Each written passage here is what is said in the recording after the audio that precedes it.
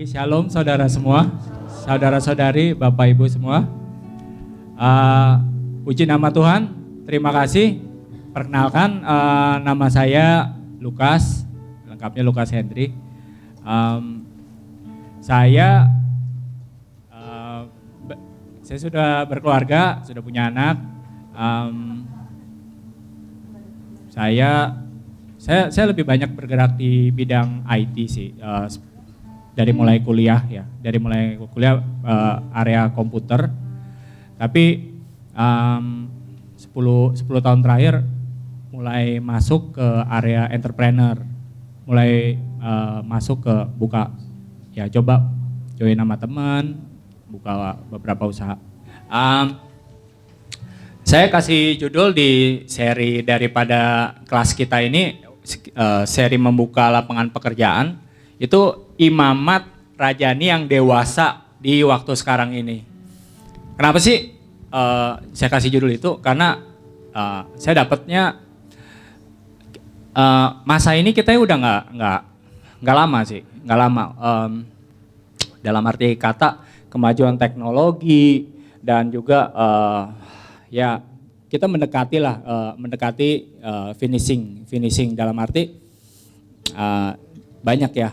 Dengan adanya pandemi itu membuat segala sesuatu kita banyak yang berubah haluan semua, peraturan dan juga keleluasaan akses, dan mau nggak mau kita benar-benar digiring, diseret masuk ke teknologi gitu loh, mainin di teknologi gitu loh. Oke, nah next. Nah, Amsal 22 ayat 29 saya bacakan. Pernahkah engkau melihat orang yang cakap dalam pekerjaan? Di hadapan raja-raja ia akan berdiri, bukan di hadapan orang-orang yang hina. Itu sebenarnya di kelas sebelah itu ada yang menghadap raja-raja ya. Nah, tapi untuk menghadap raja-raja itu ada protokolnya. Dalam arti di sini dibilang orang yang cakep nih. Cakepnya bukan cakep karena ganteng atau cantik atau apa ya. Tapi saya nemukan lagi beberapa terjemahannya itu, misalkan di versi daripada passion, if you are uniquely gifted in your work. Ada lagi message, who are good at their work. Uniquely gifted itu Tuhan cuma di antara semua orang di dunia, Tuhan cuma kasih ke kamu, ke saya masing-masing satu yang unik. Yang unik itu yang gak dimiliki orang lain gitu loh. Dan who are good at work, who excels, artinya yang benar-benar kalau orang bahasa Jawanya jago, misalnya jago, bisa melakukannya benar-benar dengan cakap, dengan terampil. A man speedy in his business, a man skillful in his work. Kenapa raja-raja sampai mau ketemu atau mau ngundang, mau bareng? Karena banyak tantangan di depan, banyak pertanyaan-pertanyaan, banyak kadang-kadang masalah yang butuh untuk dapat jawabannya. Misalkan di kota besar itu rumah jarang yang punya. Itu butuh solusi gitu loh. Gimana caranya? Misalkan tadi Kak Gabriel yang tadi kan, itu dia ngelihat di daerahnya dia ada komunitas yang kurang mampu dan gimana cara dia untuk ngebantu. Nah, kita untuk berangkat ke sini, kita butuh yang namanya ngegabungin gitu loh. Yang namanya ASK, attitude, skill, knowledge, itu semua ada di dunia ini. Itu bisa dilatih gitu loh. Itu yang dalam tubuh jasmani itu, jiwa, semua bisa dilatih. Itu ASK. Attitude, skill, sama knowledge. Tapi di satu sisi kita udah dibekali nih, Tuhan udah investasi sama kita dari tanggal 5. Investasinya nggak sedikit. Kalau yang dari provinsi dibantu penginapan, ada faktor materi, ada faktor makanan yang harus disiapkan, ada faktor malaikat-malaikat di surga bawa benih. Benih apa? Benih kemampuan, lagi talenta, skill, mungkin motor, mobil, kendaraan. Itu investasi loh. Tuhan itu investasi sama kita, mau kita gagal, mau mungkin kita orangnya dalam tanda kutip bodoh sekalipun apapun, Tuhan percaya banget berkali-kali Tuhan di dalam ketidakmampuan dan kegagalan kita bilang mungkin tanda kutip apes atau mungkin ada faktor kutuk, sial. Tapi Tuhan mau dengan terus-menerus invest dalam hidup kita untuk supaya kita jadi seperti yang Dia mau dan jadi seperti berpartner dengan Dia. Next. Nah, di sini tadi untuk berdiri di hadapan raja, saya bilang kita butuh ya namanya supaya ya memang raja butuh bantuan untuk para raja-raja untuk kita menyelesaikan dan membuka kesempatan, membuka itu. Jadi kita butuh yang namanya skill set nih, skill set. Skill set itu artinya kemampuan ya. Kemampuan walaupun mungkin sama tapi mungkin level kedalamannya beda-beda tiap orang. Misalnya tukang kayu yang anak tukang kayu yang umur baru kerja 1-3 tahun dengan tukang kayu yang bapaknya yang udah umurnya 10 tahun, tentunya pengalamannya beda-beda ya, selanya beda-beda gitu. Pertama saya kasih poin spiritual and mapping. Ini berlaku buat diri saya juga, ini berlaku untuk diri saya juga dalam arti gini. Saya banyak belajar dari Bahtera, saya mengucap syukur sih saya dan kita masuk dalam kelasnya Tuhan dan sekolah terbaiknya Tuhan. Bener loh, bener, sungguh. Karena apa? Kita nggak cuma ngomong teori, ketika kita keluar dari sini, kita menyerap apa yang dari Tuhan beri, kita praktek di luar, kita ngadepin tantangannya real, solusinya real, berkatnya juga real gitu loh. Nah, spiritual mapping, nggak tahu mungkin ada kelas pemetaan diri atau apa atau enggak. Tapi di sini mapping itu diperlukan baik itu dari sisi spiritual, dari sisi peperangan rohani, dan juga dari sisi jasmani gitu loh. Ngeliat peluang tadi Kak Gabriel ya di daerah Jawa Timur. Peluang apa yang bisa dibuka, yang bisa buat nolong komunitas tadi yang kurang mampu itu. Itu mapping loh guys. Mapping itu menurut saya ada seninya.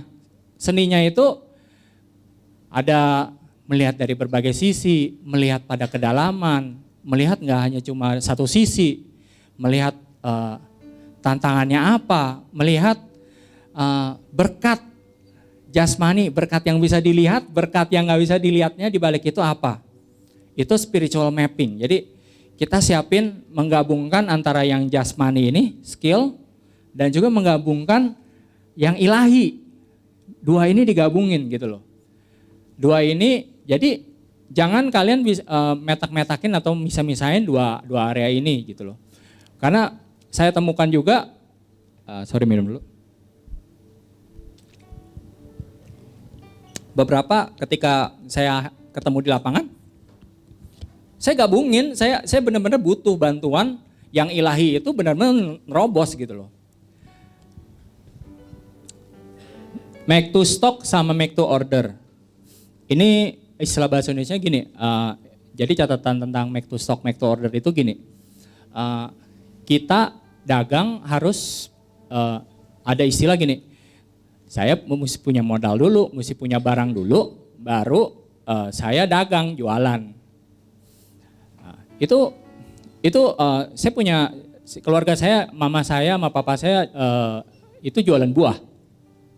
Kami jualan buah di sewa gudang di daerah kawasan industri Ancol. Metodenya masih konvensional, masih metode lama. Jadi mesti nyetok dulu, berdus-dus buah. Customer belum tentu ada, pelanggannya belum ada, tapi nyetok dulu. Dan itu masih harus ngutang, masih harus bayar sama orang. Itu metode lama guys. Mulai ada metode yang barunya ini dulu, make to order. Make to order apa? Orderan ada dulu, baru nyetok gitu loh. Nggak perlu nyetok-nyetok banyak. Nah itu salah satu catatan, make to stock sama make to order. Ini istilahnya agak teknis, QBR sama sales goal. QBR itu sebenarnya seni untuk kita, tadi dari kita memetakan, kita goal, kita harus punya goal. Tadi misalkan saya pengen, saya punya dagangan, saya pengen sebulan, saya pengen untung 5 juta. Saya pengen untung 5 juta. Kira-kira misalkan tadi contoh buah dari satu dus itu 100.000. Berarti saya harus jual berapa dus itu?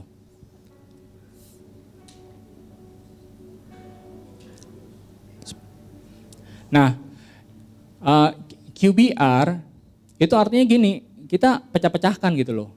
Dengan saya pengen punya 2 juta dalam sebulan. Nah, seminggu saya harus jual berapa? Yang tadinya misalnya cuma 20 dus nih dalam 1 bulan. Minimal saya harus mulai petakan nih. Sebulan atau dalam seminggu deh, seminggu 7 hari. Bisa gak sih saya kejual 5 dus? Gitu. Nah, seni QBR itu, quarterly business itu lebih ke mecah-mecahin. Tadi saya perbesar wadahnya ke 100 dus. Dalam 100, saya punya 100 dus misalkan. Ini kita wadahnya kita gede nih, kita import barang dari pakai kontainer masuk ke Jakarta. Ketika kita udah ngimport, itu barang kan apalagi buah, bisa busuk. Nah, bagi deh, setahun itu ada 4 quarter itu apa ya? Quarter itu kuartal ya. Nah, setahun itu ada 4. Kita bagilah dalam kuartal pertama Q1 saya 200 dus, 100 lah misalkan, 100 saya bagi 4. Q1 saya mesti bisa ngejual 25 dus. 25 dusnya saya mesti mulai target. Target kemana? Kira-kira pelanggan saya apa aja? Ini berlaku buat Bapak Ibu, saudara-saudari semua di bidang manapun. Mau jualan peternakan, mau perkebunan. Pernah gak sih kalian mapping siapa 10 pelanggan loyalnya Bapak Ibu? Pernah gak? Dari setahun yang beli sama Bapak Ibu itu terus dan dia nggak ngutang.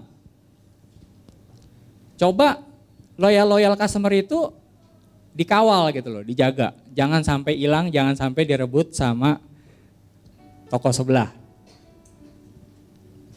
Nah, loyal customer itu yang mesti kita jaga, kita treat, kita kawal. Contohnya, saya tahu misalkan, contoh, dari 5 customer ini, 5 pelanggan saya yang sering beli sama saya, ini nyumbang ibarat keuntungan di tempat saya itu paling besar. Tiga pelanggan saya itu yang paling gede, itu nyumbang loh, misalkan ratusan juta daripada keuntungan usaha saya. Itu yang kudu dikawal dengan titik darah penghabisan. Bagaimanapun juga jangan sampai dia kabur ke toko sebelah. Nah, usaha-usaha apa yang sudah kalian lakukan dan kita lakukan untuk metain? Misalnya gini, tadi saya bilang loyal customer saya bilang mungkin namanya Om Henry. Begitu Om Henry datang Jakarta, dia turun dari pesawat, saya butuh tahu dia itu datang jam berapa, naik pesawat apa,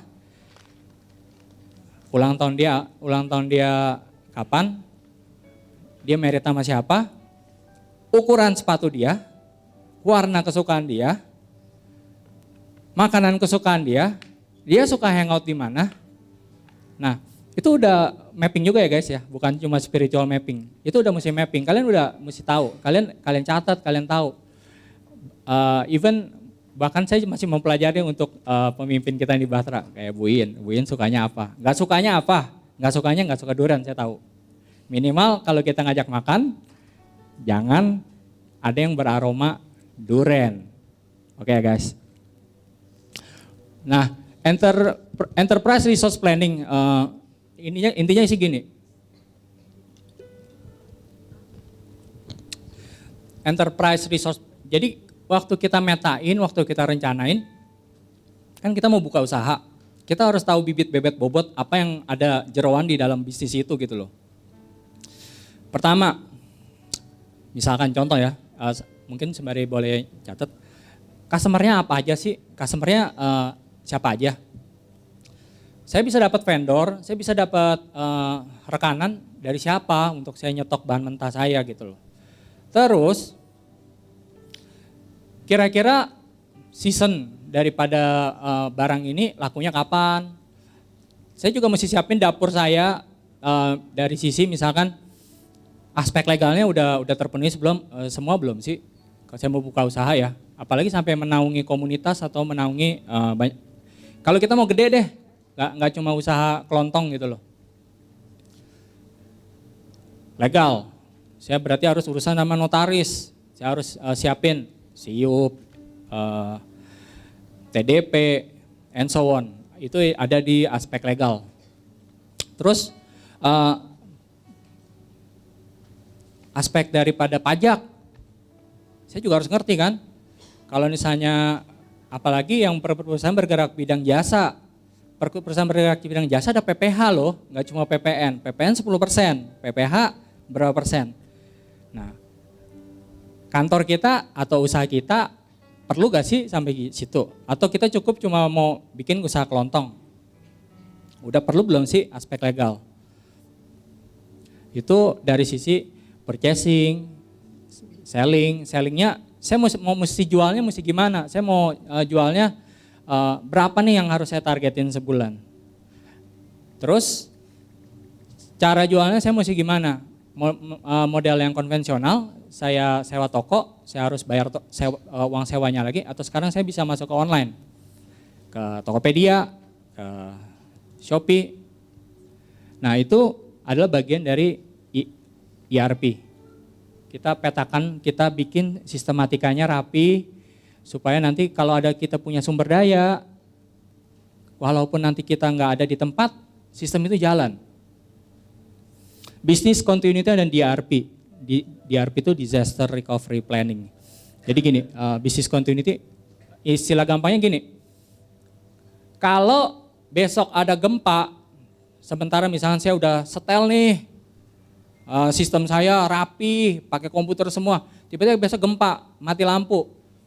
Bisa gak bisnis itu tetap bisa jalan manual, tetap jalan, tetap bisa ngasilin keuntungan, saya masih bisa hidup dengan uang itu, saya masih bisa dapat keuntungan untuk bisa bertahan, untuk bisa menghidupi, menjalani Bahtera daripada lapangan usaha saya.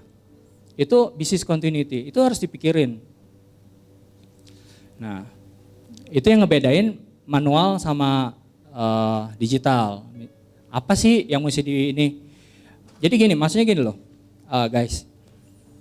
Untuk saya ngejual, seni saya ngejual itu, kalian petakan. Mungkin belum.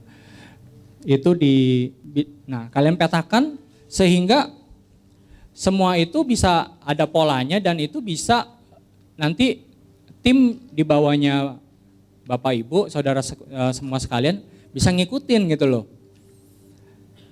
Karena kalau misalkan itu tidak dipetakan dengan baik, nanti ketika ada terjadi bencana, hilang dong.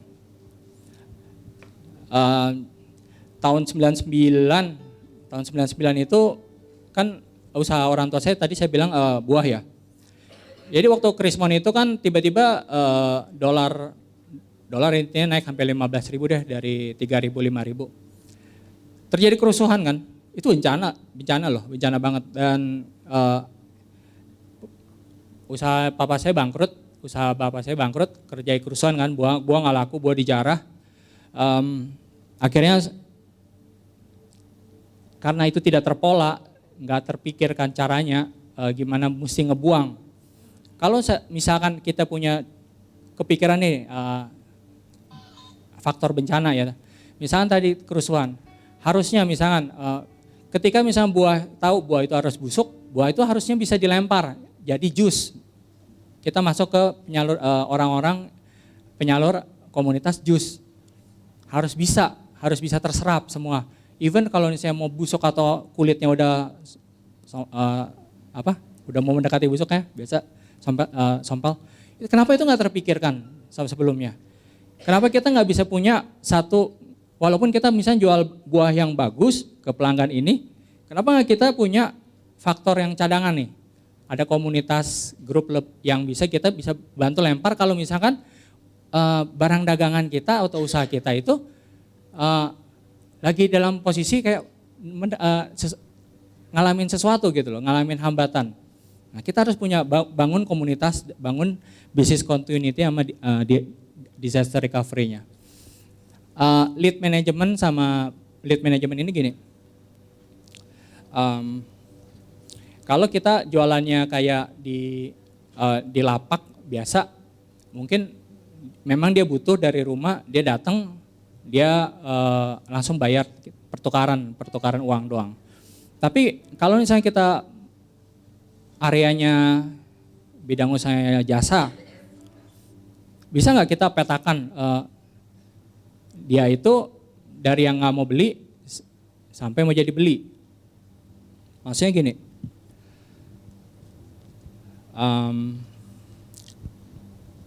ketika kita mesti bisa sensus gitu loh, probabilitas atau tingkat kemungkinan, mungkin berdasarkan persentase. Kita nilai bahasa, kemarin saya ditawarin ada iklan, saya tertarik sama les Mandarin sih, les Mandarin. Saya pengen les Mandarin lagi sih, cuma nggak tahu, pengen ngajak anak les Mandarin lagi. Pernah sih les, cuma udah agak lupa. Cuma dari semua iklan, jadi ada konsultannya kasih tahu, ya Bapak, kita metodenya online, kita bayarnya bisa dicicil, dan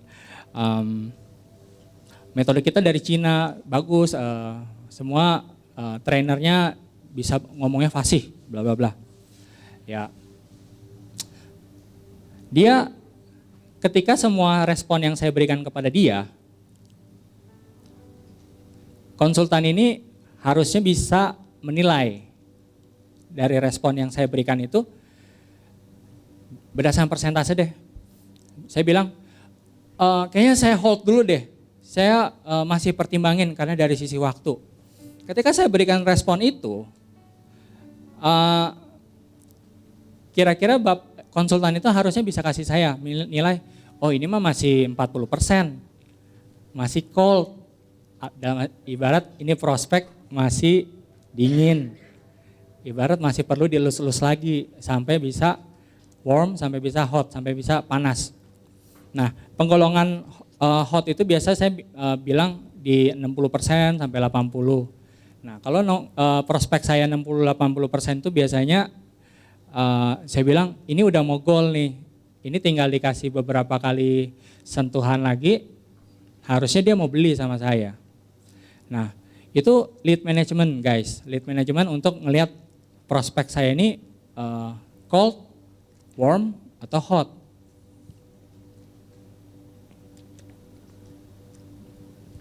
Dan tadi area seni untuk menjualnya itu, kan tadi saya bilang, bisa gak sih kita kasih seni menjualnya kita petain nih 85, 20, 40, 60, 80, 100. 20 minimal saya udah berjabat tangan sama dia, saya udah kenalan, saya udah kasih tahu lapak saya di mana. 40 saya udah datangin dia, saya udah telepon dia, saya udah kasih tahu barang dagangannya saya apa. 60 minimal saya udah tahu nih kira-kira yang mau beli sama saya siapa. Dia maunya barangnya apa. Dan kapan kira-kira dia mau beli.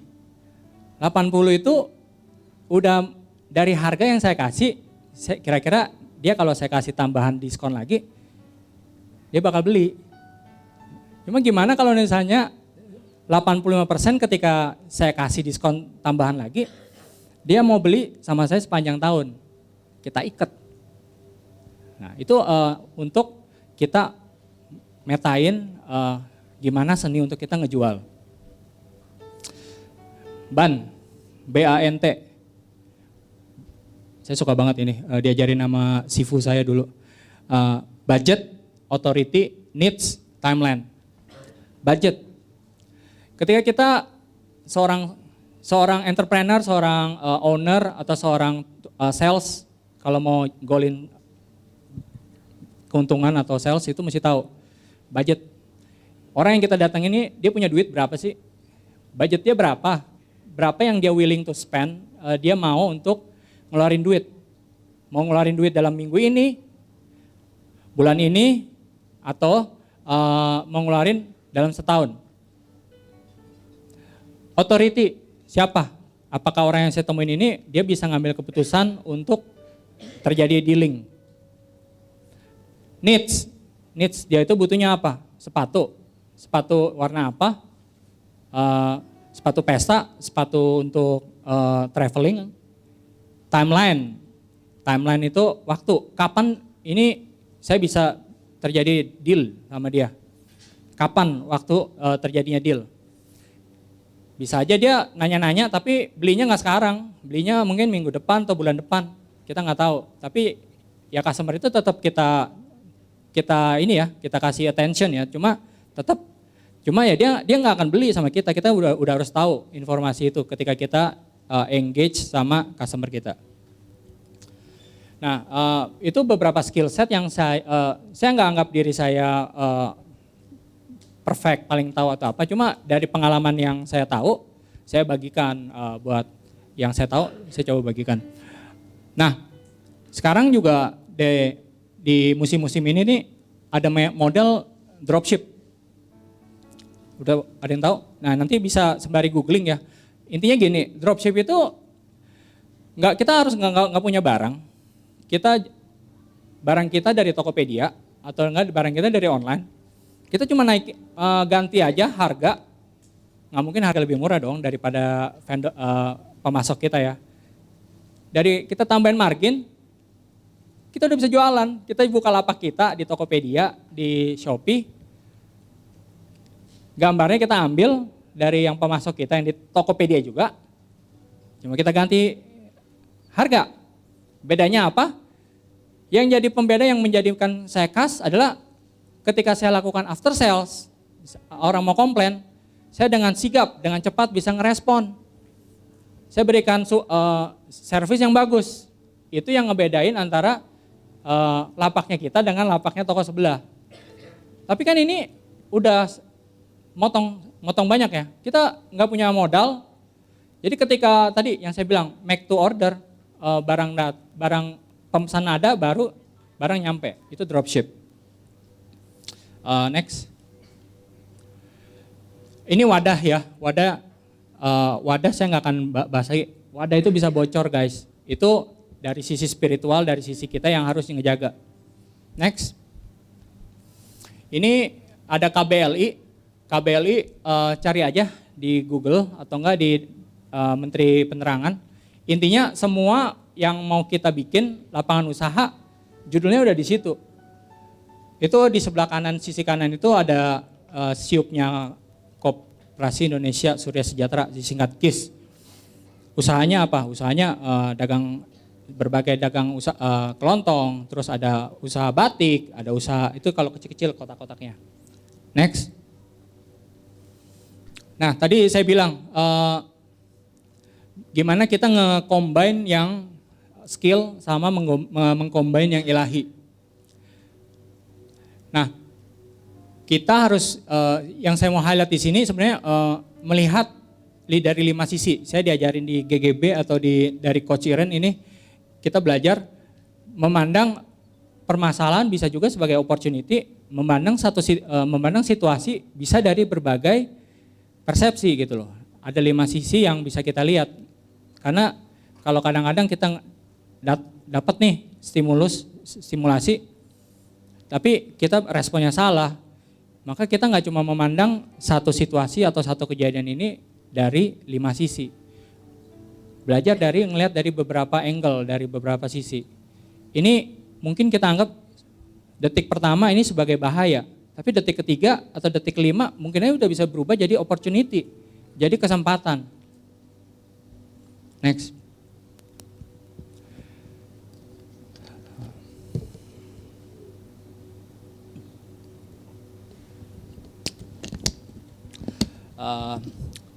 Jadi teknologi itu udah bisa sebenarnya membuat kita jadi bisa menghasilkan. Ini tulisan-tulisan ini adalah beberapa inkubator, dalam arti orang sekarang nggak butuh modal. Orang banyak yang punya duit mau modalin tapi nggak tahu mau usaha apa yang bisa profit. Kalau kalian masuk ke sini, kalian bisa masukin project-project apa yang bisa dijual. Saya ambil satu contoh, itu Siskae, tahu gak ya berita Siskae? 2 minggu terakhir. Dia itu raup untung 1,7 miliar di internet. Siskae itu contoh yang kurang yang negatif. Jadi ibaratnya dia ditangkap polisi gara-gara dia mengumbar gambar dari tubuh dia, tapi dia ngeraup dengan menggunakan OnlyFans di salah satu tulisan itu, dia berhasil ngeraup 1,7 miliar. Cuma ngupload foto. Nah, di sebelah kanan itu ada BeShare. BeShare itu, kalian punya ide apa sih? Ide itu sekarang jadi kurs yang baru. Ide apa? Masukin aja ke salah satu platform di sini. Masukin, udah bisa jualan, bisa nyari keuntungan gitu loh. Next. Saya ambil contoh dari sisa waktu saya. Nanti kalian cari aja di setiap HP crowd dana sebagai studi kasus, sebagai contoh kasus crowd dana. Di situ dia melatih, dia memberikan satu kerangka untuk gimana cara kalau misalnya kita mau ngejual ke orang dalam taraf yang benar-benar bisa meyakinkan dengan memberikan data. Prospektus, ini contoh prospektus. Jadi crowd dana itu adalah satu tempat yang menaungi antara yang punya duit sama yang butuh duit. Butuh duitnya dia punya project, yang punya duit sebagai investor. Nanti 3 bulan kemudian dikasih dividen, pembagian profit. Ini contoh bikin prospektus. Kita dapat ilmu kan di Bahtera ATM, amati, tiru, modifikasi. Ini kerangkanya. Cara bikin prospektus, foto. Dengan kita lihat gambar ini, kita bisa tahu bahwa prospektus ini meyakinkan atau enggak. Next. Contoh iklan dan juga data yang ini ada contoh Cost Abdi Susilo, di mana dia pengembang ini butuh duit 7,6. Saat ini udah terkumpul 100%. Pemodalnya ada 56 orang. Profit yang bisa dibagi estimasi kurang lebih 16%. Nah, di sini dia kasih gambaran lengkap. Ada ringkasan, dokumen-dokumen apa aja yang dia dukung, berita perkembangan, sampai ketika nanti cost-nya jadi ada okupansinya. Next. Nah, kalau kalian nanti lihat di HP, lihat lebih jelas lagi, ini saya cuma kasih lihat dokumennya, dia kasih tahu. Ada tadi dokumen-dokumen legal, aspek-aspek legal dari gimana bikin PT Abdi ini, terus laporan perkembangan daripada setiap bulan berjalan, ada Q1 2021, Q3 2001, sampai berita laporan pertama itu di bulan berapa, dia udah ngumpulin duit berapa banyak. Dia siapin laporan rugi laba, dia siapin neraca, sampai ketika di berita terakhir dia bilang laporan di Q2 2021 dananya udah terkumpul. Yang paling kanan itu ada grafik. Ketika cost itu jadi, itu loh laporan perkembangan per bulan yang masuk ke dalam cost itu udah berapa banyak. Itu ada okupansinya. Next. Ini contoh dari yang tadi di halaman sebelumnya. Yang kenapa sih saya kasih lihat ini? Ini laporan keuangan yang dia bikin. Kita belajar dari Bahtera ya, ATM ya. Ini loh kerangkanya, kita tinggal belajarin, kita tinggal ngikutin, tinggal kita bisa bikin gitu loh. Asalkan wadah kita nggak bocor, kita mau benar-benar ngerjain gitu loh, ngawal. Next. Oke, and so on lah ya. Ini contoh-contoh daripada dokumennya. Next lagi.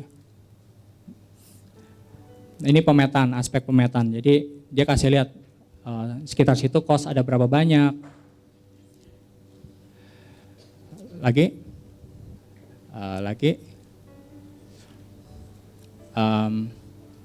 Saya cuma mau tutup ya. Saya mau tutup. Jadi aspek kita itu masa untuk jadi imam dan raja-raja itu udah waktu udah dikit. Kita asah dengan percepatan yang Tuhan beri, kita asah kemampuan kita. Ini ada wadah namanya LinkedIn Learning, itu dari lynda.com.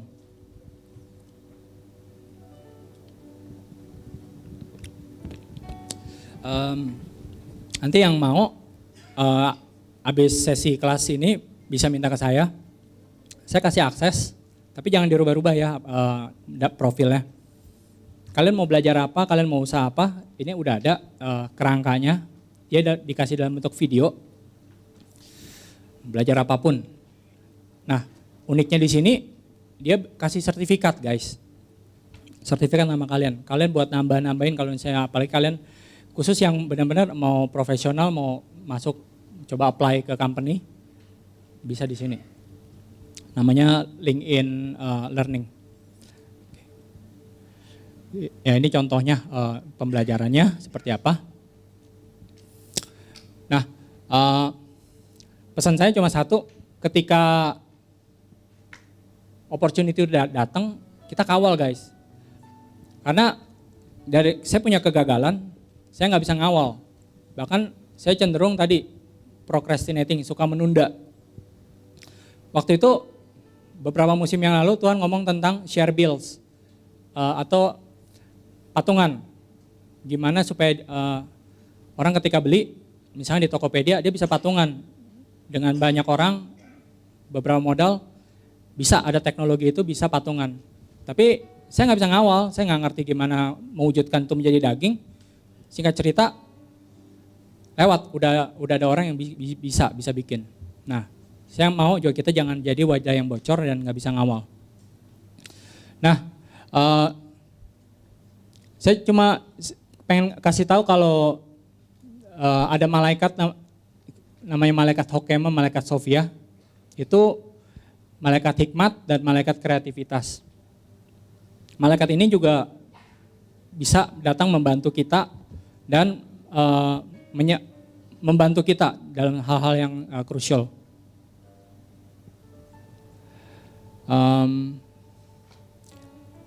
Master of Breakthrough, jadi di terakhir catatan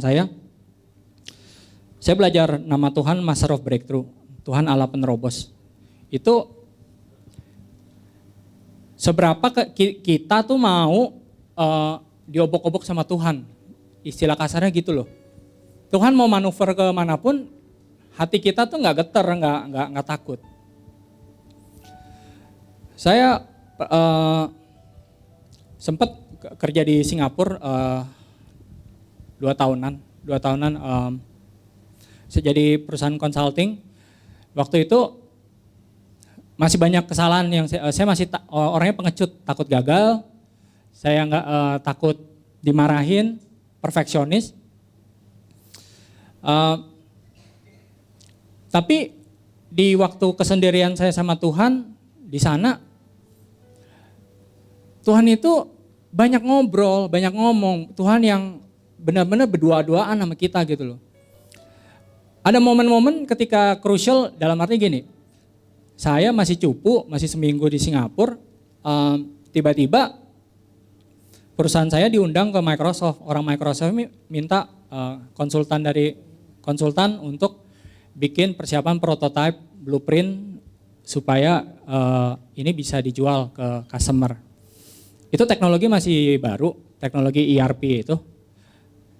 Ada orang senior di depan saya, di atas saya itu, dia ngerjain sebulan baru bisa berhasil.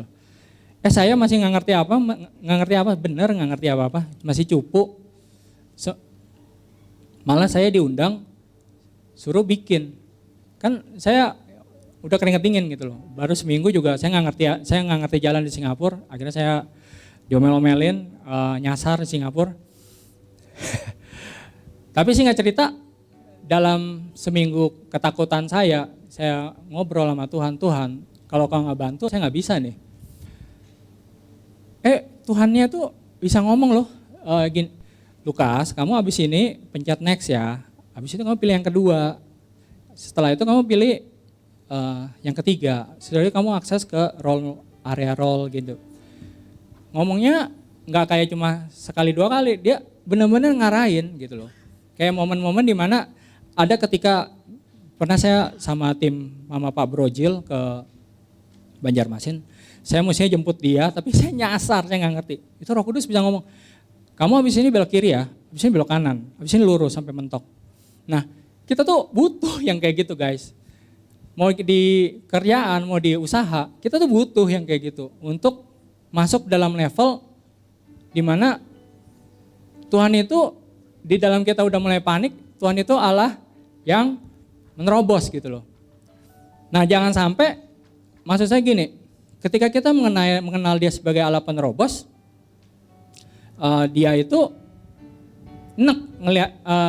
ngelihat hati kita yang ngomong, Tuhan stop Tuhan, gue udah gak bisa, cara lu terlalu aneh, cara lu terlalu gak mudeng gue, tolong jangan bikin gue, jangan persulit gue. Itu satu kata-kata yang bikin Tuhan enak, percayalah. Jadi saya cuma pengen kasih tahu, butuh waktu untuk sampai Tuhan balik lagi.